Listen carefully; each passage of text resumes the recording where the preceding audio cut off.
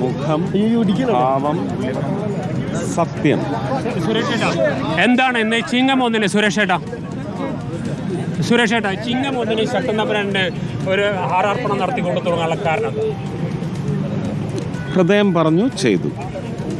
തൃശ്ശൂരിന്റെ ഏറ്റവും ശക്തനായ ഭരണാധികാരി, തൃശ്ശൂരിന്റെ വികസന നായകനായിരുന്നു ശക്തൻ തമ്പുരാൻ.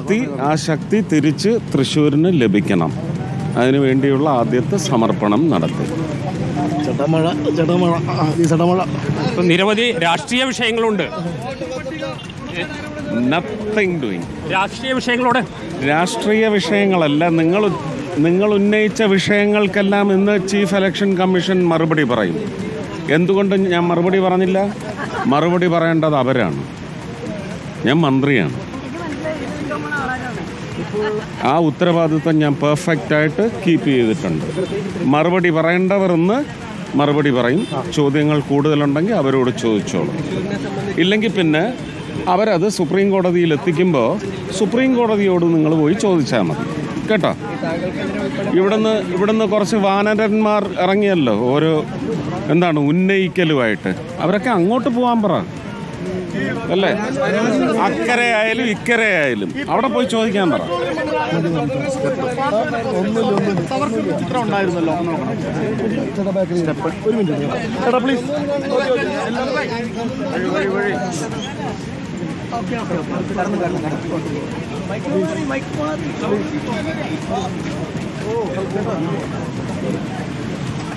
അങ്ങനെ കേന്ദ്രമന്ത്രി സുരേഷ് ഗോപി ഇപ്പോൾ തൃശ്ശൂരിലെത്തി ശക്തൻ തമ്പുരാന് ഹാരമണിയിച്ചതിനു ശേഷം മടങ്ങുകയാണ്. നല്ല മഴയുണ്ട് തൃശ്ശൂരിൽ. സുരേഷ് ഗോപി ആദ്യമായി വോട്ടുകൊള്ള വിഷയത്തിൽ പ്രതികരിച്ചിരിക്കുന്നു. പറയേണ്ടത് കേന്ദ്രമന്ത്രി എന്ന നിലയിൽ താനല്ല, എല്ലാത്തിനും മറുപടി തെരഞ്ഞെടുപ്പ് കമ്മീഷൻ നൽകും ഇന്ന് വൈകുന്നേരം എന്നുള്ളതാണ്. ആരാണെങ്കിലും അതെല്ലാം തെരഞ്ഞെടുപ്പ് കമ്മീഷനോട് പോയി പറഞ്ഞാൽ മതി, തെരഞ്ഞെടുപ്പ് കമ്മീഷൻ കാര്യങ്ങൾ പറയും എന്നാണ് ഇന്നിപ്പോൾ സുരേഷ് ഗോപി പ്രതികരിച്ചിരിക്കുന്നത്.